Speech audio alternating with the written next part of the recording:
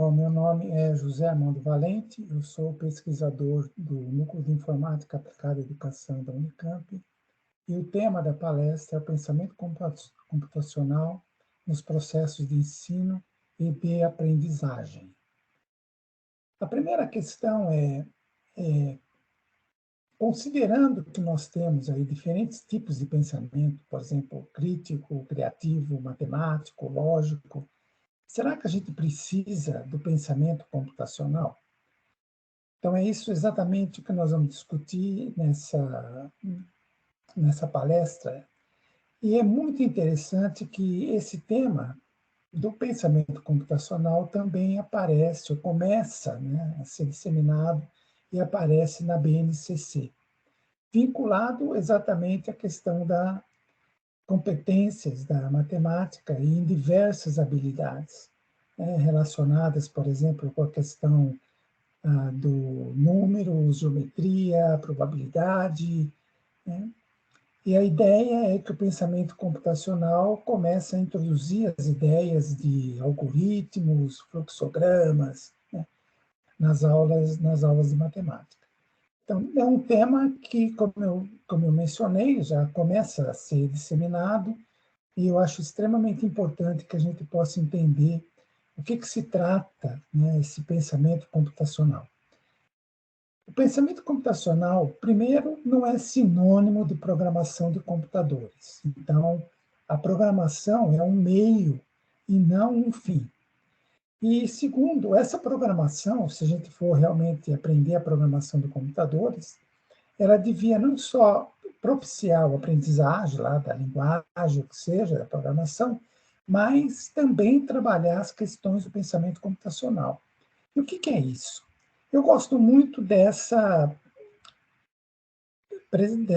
proposta do Royal Society, que foi feita em 1912, que é justamente as pessoas identificarem na natureza, né, nos processos, no entorno do que a gente vive, aspectos computacionais, que a gente não facilmente ou normalmente a gente pode desenvolver trabalhando com as tecnologias digitais, né, especialmente as técnicas da ciência de computação. E o que eu quero dizer com isso? É, por exemplo, uma pessoa observando uma outra pessoa resolvendo um problema ou fazendo uma atividade, se ela consegue, por exemplo, explicitar, né, que essa pessoa está sendo sistemática, ela está repetindo uma determinada quantidade de ações e atividades, olhar para uma árvore, né, e ver que, por exemplo, a maneira como essa árvore é organizada, né, nas questões dos galhos, das folhas, se tem alguma relação, algum sistema que a gente pode caracterizar, né, como sendo algo que tem uma estrutura, né, que a gente pode, inclusive, identificar como estrutura computacional. A questão das ideias abstratas, algoritmos e assim por diante. Então, tem diversas atividades que a gente pode desenvolver a partir do uso, do trabalho com as tecnologias digitais, principalmente a questão da ciência da computação, que permite, então, a gente refletir sobre sistemas naturais, artificiais e processos, entendendo-os, né, como algo relacionado com os aspectos computacionais. Bom, isso não é muito novo, né, porque, inclusive, já o Papert, né, que foi o criador da linguagem Logo, lá em 1970, né, ele já falava, né, das ideias poderosas, né, que a tecnologia, que a programação, que o trabalho com as tecnologias digitais permitiam, e a ideia do procedural knowledge, do conhecimento procedural, vamos dizer assim, né, que é o conhecimento, por exemplo, de como que a gente faz uma atividade, como é que a gente faz um bolo, como é que a gente segue uma receita, por exemplo, é um conhecimento procedural.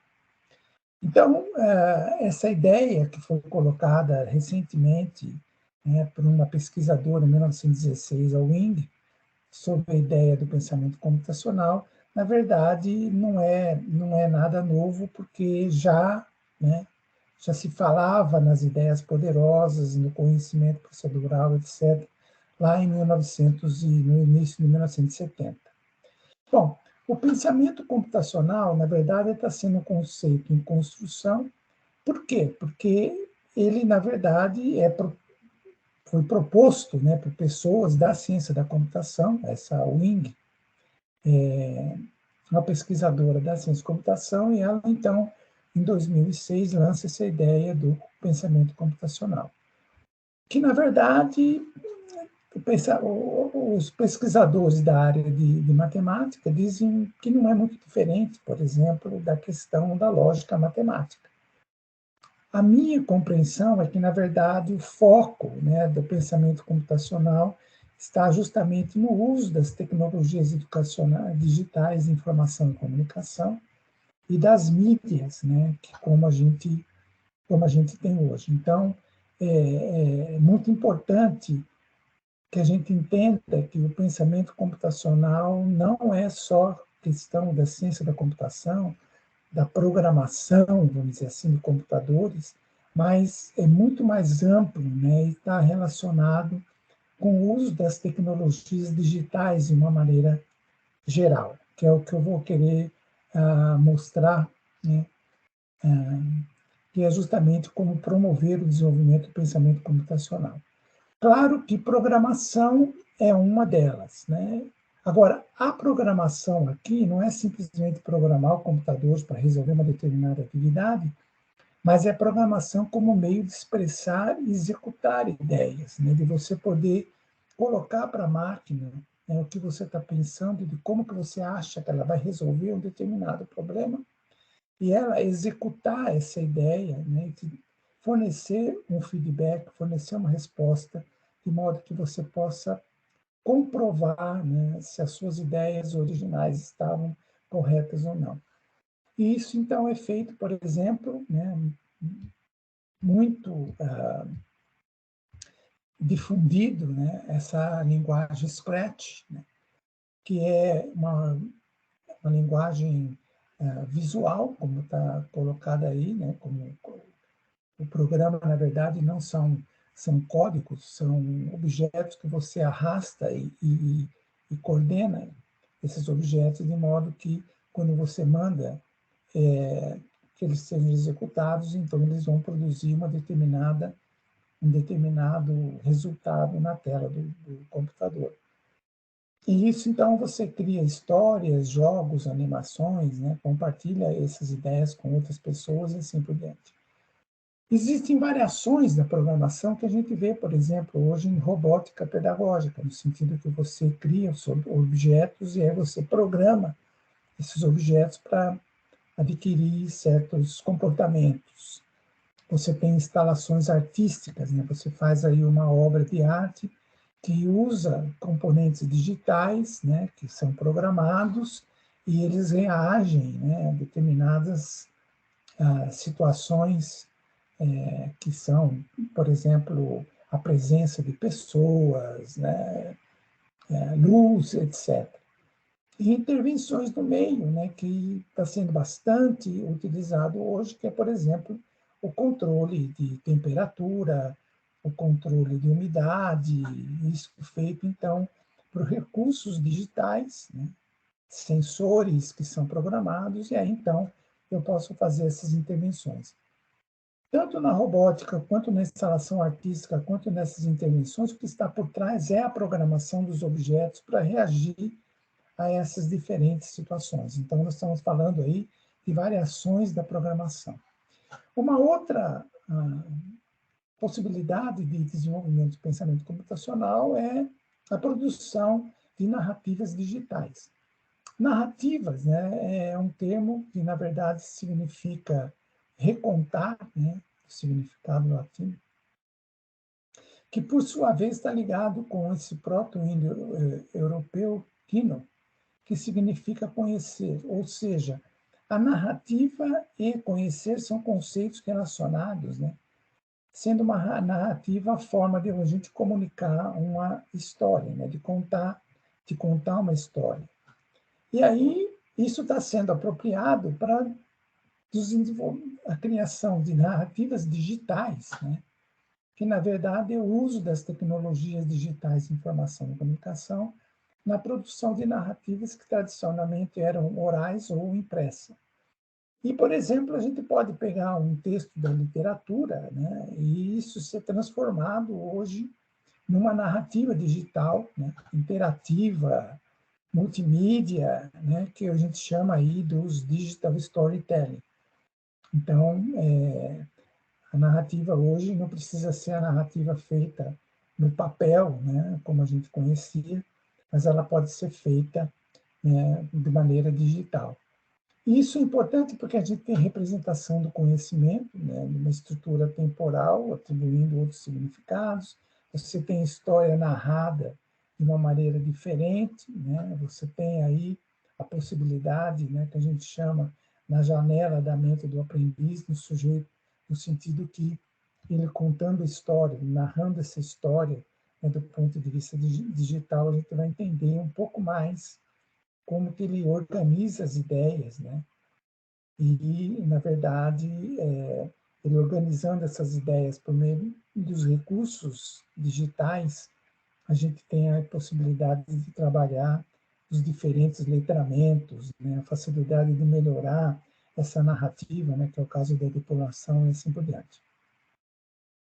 Aí tem aí o link de um artigo que eu escrevi com a professora Maria Elizabeth de Almeida, né?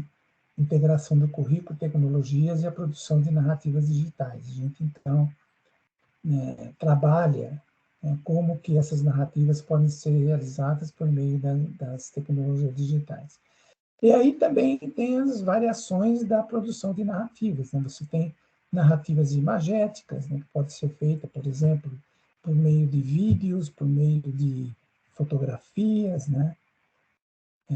Você tem narrativa sonora, por exemplo, rádio na escola, é uma narrativa sonora que pode ser feita por rádio, que os alunos, então, fazem o uso do rádio digital, né, para a produção dessas narrativas.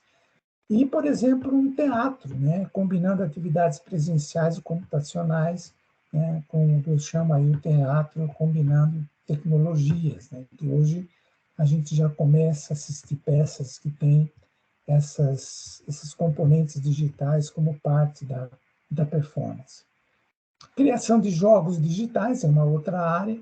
Por quê? Porque criando o jogo, não jogando o jogo, mas criando o jogo, você tem que trabalhar a dinâmica do jogo, a história do jogo, que a gente chama da narrativa, a estética do jogo e a tecnologia, que é a programação desse jogo, né? Que é a programação da mecânica do jogo, incorporando a história, a questão estética, para que as pessoas possam jogar, né? Jogar o jogo.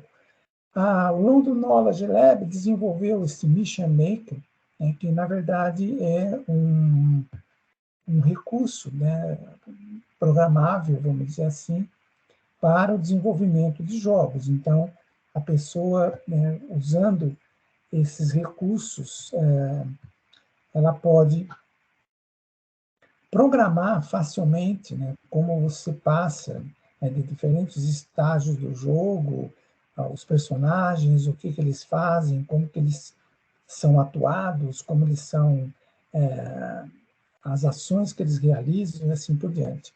E isso, então, é um trabalho que está sendo feito, ou foi feito, né, com parte de uma tese, um trabalho com crianças do sexto ano, que criaram esses jogos digitais, ou seja, crianças do ensino fundamental 2, né, já conseguem criar jogos relativamente sofisticados, né, usando esses recursos que a gente trabalha. Isso foi uma tese, né, desse aluno, o Bruno e Paula. E aí tem um artigo que a gente escreveu, o uso de jogos digitais para desenvolvimento do currículo, educação computacional na Inglaterra, que é uma parte, vamos dizer assim, de como eles estão trabalhando o pensamento computacional usando esses recursos digitais. Desenvolvimento de atividades maker, mão na massa, como a gente chama, né? Que você tem aí, então, exemplos de ferramentas digitais de fabricação, por exemplo, a cortadora laser é uma, né? Que você coloca madeira, papelão, etc. E essa cortadora laser, então, era programada para fazer esses cortes, né? E com isso, então, você pode produzir objetos, que eu não vou mostrar daqui a pouquinho. E outro recurso é a impressora 3D, né? Que você, então, pode realizar, programar essa impressora para fazer impressão de objetos 3D. A cortadora laser, por exemplo, é um trabalho interessante porque você faz, como a gente coloca aqui na cortadora, absolutamente tudo em 2D, né? Porque esse é a plataforma que está sendo, né, a peça de madeira que está sendo cortada, vamos dizer assim. E aí, quando a gente faz esse corte, você tem esses objetos, né, 2D, que você tem que montá-los, dando aí essa visão 3D, vamos dizer assim, ou recursos, né, de como que a gente encaixa, como que a gente faz encaixe para não usar parafuso, etc. Então, tem aí trabalhos extremamente interessantes, né, que faz com que não só você gere o produto, mas como que você pensa, né, 2D para fazer a criação de um produto 3D. E aqui, então, tem diversos exemplos, né? Por exemplo, esses objetos aqui do tabuleiro do xadrez, as peças foram produzidas com a impressora 3D e o tabuleiro, né, na cortadora laser. Aqui tem outros exemplos, por exemplo, com elásticos, etc., papelão, né, madeira, cartolina. Você tem aqui também objetos que a gente cria, né, tipo robótica, né? Ou seja, essas atividades mão na massa, elas devem estar programadas, né, para que essas máquinas possam realizar esses diferentes componentes, né, para integrar esse trabalho, como a gente está mostrando aqui.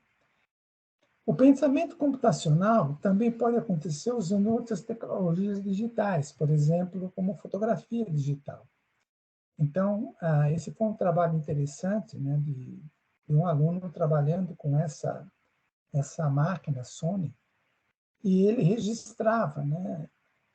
Por exemplo, o quadro 1, você está fazendo uma fotografia sem flash, exposição lenta, e você tem essas cores. Aí ele faz a mesma foto na mesma posição, né? Usando flash forçado, né? E aí, então, as cores estão mais lavadas, como ele coloca. Ou seja, eu estou programando, de certa maneira, a minha câmera, né? Colocando aí alguns recursos na câmera, né? Se é flash ou sem flash, quanto que eu coloco de abertura, etc. E aí eu começo a entender como que ele funciona, quais são as respostas que a gente recebe, né? E ele, então, foi brincando com isso, que, na verdade, claro que não é uma programação como a gente realmente conhece, com comandos, né, como a gente tradicionalmente conhece programação, mas é justamente acertando os diferentes dispositivos dessa câmera e, com isso, vendo o resultado que ela realiza, né, o, o efeito de você ter, entre aspas, programado essa câmera para realizar essas diferentes alternativas de fotografia. Bom, quais são os desafios, né, para você fazer a implementação de atividades, né, para você poder criar condições dos alunos desenvolverem o pensamento computacional? Certamente, formação dos educadores, mudanças pedagógicas e mudanças no currículo. A formação adequada dos educadores é que não basta ter o conhecimento pedagógico e tecnológico. Você precisa realmente entender as concepções pedagógicas e entender as reais potencialidades das tecnologias digitais, né, para saber quando que você explora a atividade usando uma determinada tecnologia, né? Por exemplo, se é questão de programação, se é uma narrativa, se é a fotografia, que recursos computacionais a gente vai utilizar, que recursos digitais vão ser utilizados, e para isso, então, o professor precisa realmente entender essas potencialidades das tecnologias. Mudança nas crenças, né? O pedagógico, o uso pedagógico das tecnologias está relacionado com a concepção que o professor tem de ensino, né? O professor tem mais facilidade em adaptar essas inovações quando ele tem já uma expectativa de uso de tecnologias para a resolução de problemas, por exemplo. E claro que isso vai facilitar muito, né, a inclusão das tecnologias digitais nos processos de ensino e de aprendizagem. O desafio pedagógico, que é a mudança do currículo, né, no sentido que tudo que a gente conhece, né, do ponto de vista, né, curricular, desde o ensino infantil até a pós-graduação, foi realmente pensada por lápis e papel. E agora nós temos que pensar, né, para a era digital, no sentido de explorar animação, imagens, hipertexto, etc., na realização daquelas atividades que eu mencionei ali, como a questão da narrativa, a questão da programação, dos jogos, do maker e assim por diante. E, finalmente, né, ampliar o conceito de letramento, que hoje, né, o letramento está basicamente relacionado com o lápis e papel, com a escrita, com a fala, vamos dizer assim. E hoje nós temos novos recursos, né, digitais, como visual, sonoro, né, e, por exemplo, o que foi mencionado nas narrativas digitais. Bom, o trabalho com as tecnologias digitais é fundamental para o desenvolvimento do pensamento computacional. Não dá para falar em desenvolvimento do pensamento computacional se a gente não trabalha, se a gente não coloca realmente a, a resolução de atividades e problemas, etc., usando as tecnologias digitais.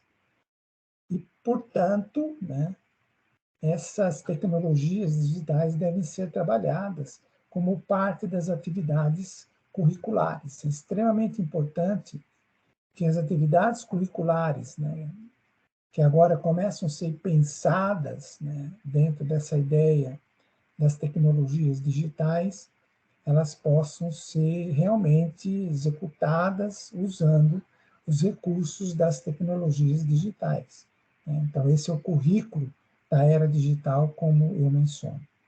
É isso, obrigado.